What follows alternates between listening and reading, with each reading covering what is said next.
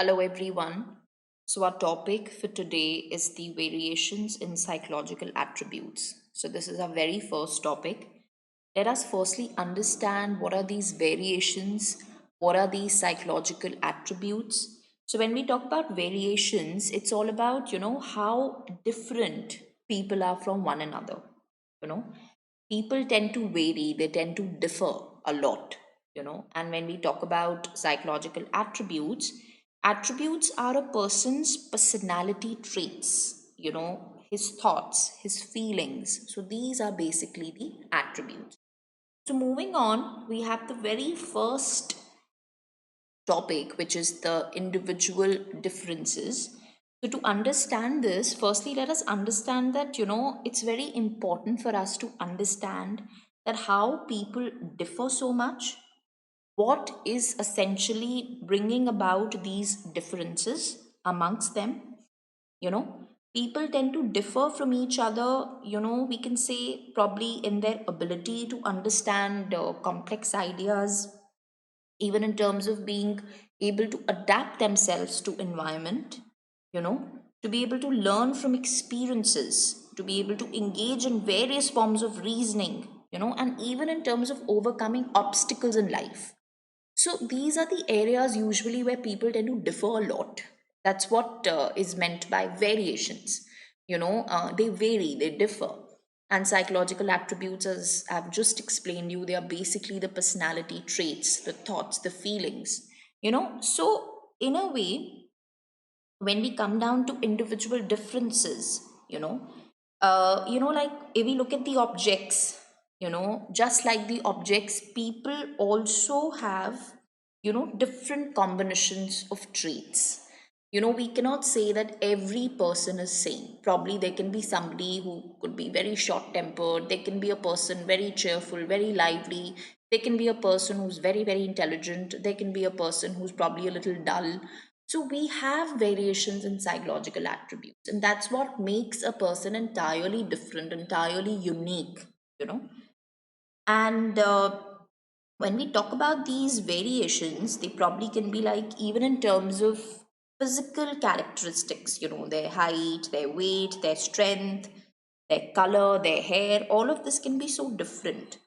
And they can also vary a lot in terms of the psychological dimensions, where you have attributes like whether you are dominant, whether you are submissive, whether you're intelligent, you're dull, you are creative or you're not that creative, whether you're an outgoing person or probably you are a more of a withdrawn person who doesn't like to go out that much, likes to be home and likes to just be in his own cozy shell or his own environment. So there are different kinds of people. So basically these variations, they are just unlimited. Here of course we are talking about a few of these very limited variations, or so to say distinctiveness amongst people. What makes them so different, what makes them so not that similar to the other people. So essentially all these different traits, all the combinations of all these different traits is essentially making us so unique, making us so different, making us probably stand out in the crowd also, you know and so of course the question is that, like why people differ so much, you know and to understand this, we have the term individual differences, which actually refers to the distinctiveness, and it refers to the variations among people's characteristics and the behavior patterns. So, two very, very important keywords here are the people's characteristics and, of course, their behavior patterns. How we behave, we probably cannot say it in a universal way, that we cannot say, we cannot generalize it that we all behave alike, or we all probably have the same traits or characteristics in us, we all have the same thought process, we all have the similar feelings. We actually cannot say that. So basically these characteristics, these behavior patterns, there are huge variations here. That is what is called individual difference. What is making you different from the other person on account of your behavior patterns, on account of your personal characteristics. So of course, coming to the next topic, which is equally very, very important, and that is your situationism.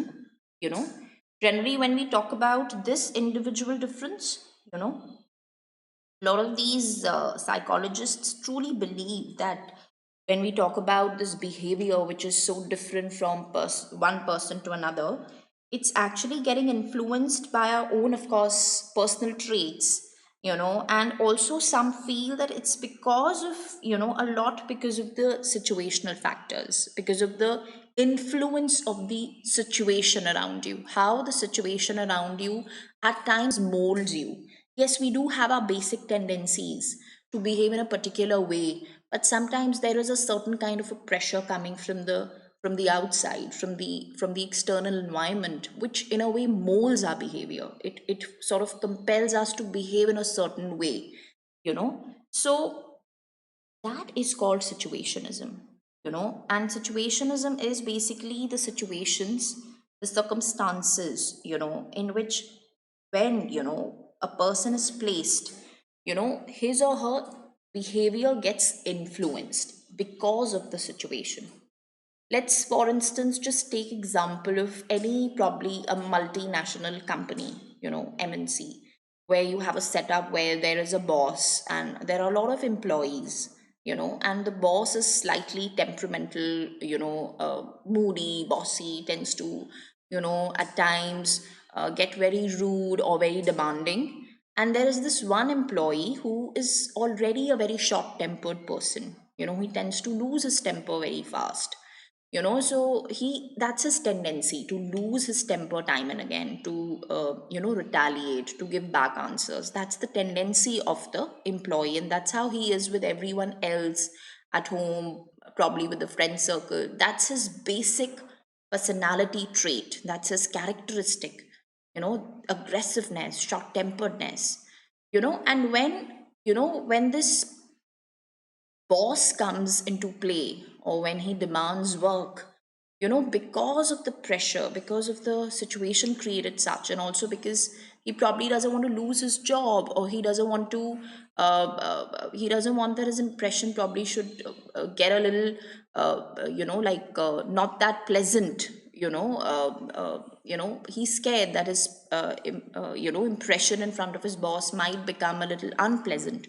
So because of that fear, he will continue to be humble, he will continue to be very, very polite, he will continue to listen to his commands, he will continue to always greet him. So even though he is a short tempered person, because the situation is such, because he's now having an encounter with the boss, and he is probably demanding work, pressurizing for work, and because of the influence of the situation, his behavior sort of changes and he becomes very, very calm, composed, not aggressive, not short tempered. So sometimes, because of the situations, also our behavior patterns do get influenced, you know, and and that's how sometimes these situations can have a very, very powerful influence on the individuals. So that is what is situationism, and we've just understood what individual difference is all about. So these are two very, very important topics. Let us just understand the very, very important keywords here, and try and understand how are the two related. you know so thank you so much.